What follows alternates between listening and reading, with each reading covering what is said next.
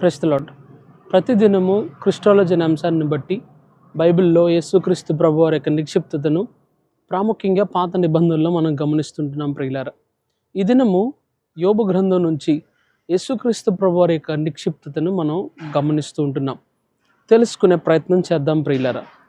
ప్రాముఖ్యంగా చాలామంది యోబు గ్రంథం అనేది అది కల్పించబడింది, అది నిజంగా జరిగింది కాదు, అటువంటి ఆధారాలు ఎక్కడ కూడా లేవు అని చాలామంది అభిప్రాయం పడుతూ ఉంటారు. యోబు గ్రంథం అనేది వాస్తవంగా జరిగింది అనడానికి అనేకమైన ఉదాహరణలు ఉన్నాయి ప్రియులారా.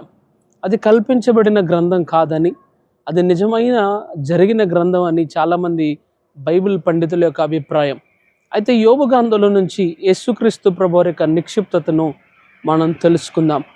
మొట్టమొదటిగా యోబు గ్రంథంలో యేసుక్రీస్తు ప్రభువారు ఆయన యొక్క సఫరింగ్స్ అనగా ఆయన శ్రమలను మనము యోబు జీవితం నుంచి మనము నేర్చుకున్న బద్దులమై ఉన్నాం ప్రియులారా.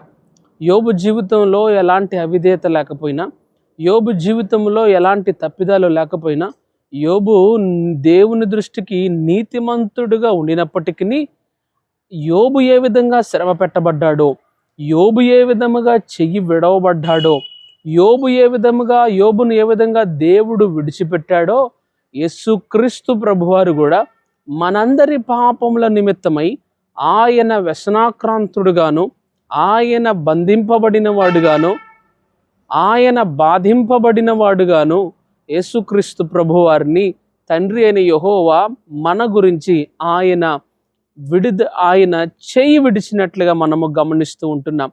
మనందరి పాపముల కొరకు యేసుక్రీస్తు ప్రభువారు చేయి విడవబడ్డారు అనేది మనందరం కూడా ఒప్పుకొనవలసిన సత్యముగా మనం గమనిస్తూ ఉంటున్నాం. రెండవదిగా ఆలోచన చేయగలిగినట్లయితే యోబు జీవితం ఆ శ్రమల్లోనే ఉండిపోలేదు, యోబు ఆ కష్టాల్లోనే ఉండిపోలేదు. కానీ యోబు తన జీవితాన్ని ఆ కష్టాల నుంచి, శ్రమల నుంచి, ఆ కన్నీళ్ల నుంచి, ఆ యొక్క పరీక్షల నుండి యోబు జీవితం బయటకు వచ్చినట్లుగా మనం గమనిస్తుంటున్నాం ప్రియులారా.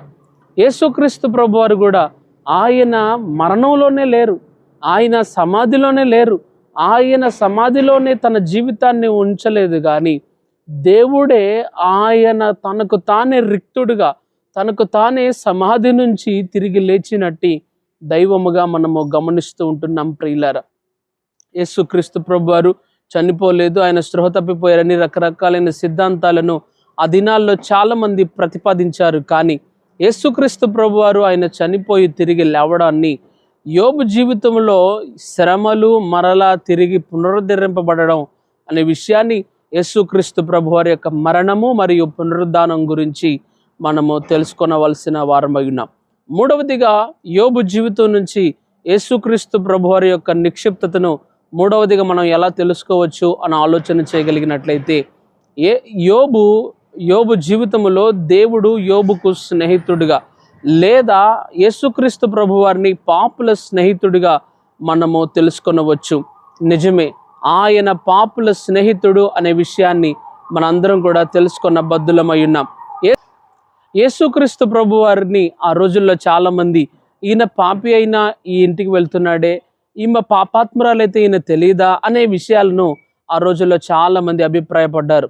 అంటే యేసుక్రీస్తు ప్రభువారు పాపుల స్నేహితుడు అనే విషయాన్ని మనందరం కూడా గమనించబద్దులమై ఉన్నాం.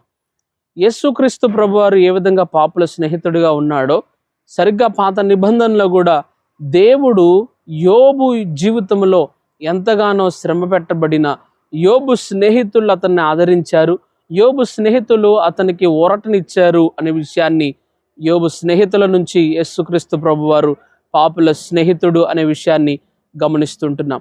ఇక మీదట మీరు నాకు దాసులు కాదు, మీరు నాకు స్నేహితులు అనే విషయాన్ని, మీరు నాకు కుమారులు అనే విషయాన్ని యేసుక్రీస్తు ప్రభువారు ఆయన జీవిత కాలంలో పరిచర్య దినాల్లో చెప్పినట్లుగా మనం గమనిస్తుంటున్నాం.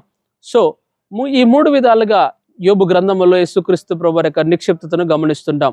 ఒకటి, ఆయన యొక్క శ్రమలు, ఆయన యొక్క సఫరింగ్స్. రెండవదిగా యేసుక్రీస్తు ప్రభువారు మరణం నుంచి విమోచింపబడ్డారు, ఏ విధంగా యోబు శ్రమల నుండి విమోచింపబడ్డాడో.